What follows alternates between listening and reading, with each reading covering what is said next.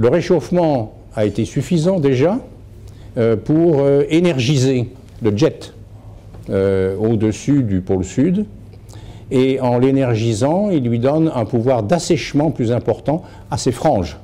La frange, c'est l'Australie du Sud. C'est définitif, il est définitif que le climat de l'Australie du Sud sera un climat tendant vers la désertification, bien entendu qui peut être contré par toutes les mesures, les innovations, tout ce que peut faire un pays riche. À 35-37 milliards de tonnes par an, si les choses ne changent pas, et pour l'instant elles n'ont pas changé, elles n'ont fait qu'augmenter. Certainement moins vite au cours des années précédentes qu'au début de la décennie, de la première décennie du siècle, mais si les choses ne changent pas, 35, 37, il nous reste 20 ans. 20 ans pour mettre ces gaz dans l'atmosphère et avoir néanmoins un sérieux espoir de ne pas dépasser 2 degrés. Mais au-delà, c'est fini. Et évidemment, c'est irréversible.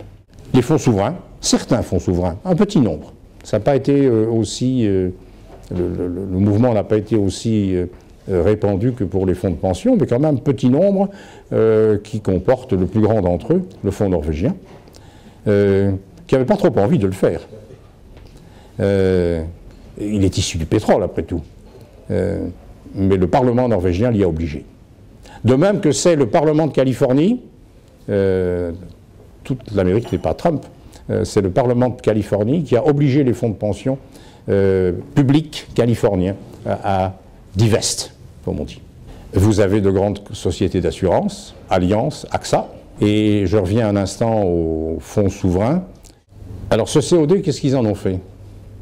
Ben, ils l'ont séparé effectivement de la vapeur, et ils l'ont injecté en bord de mer, où bon, le fond est à, je sais pas moi, 20-50 mètres. Et pour voir ce que ça allait donner comme réaction avec le basalte. Alors, il y en avait qui se moquaient gentiment d'eux, hein, revenaient donc dans 1000 ans.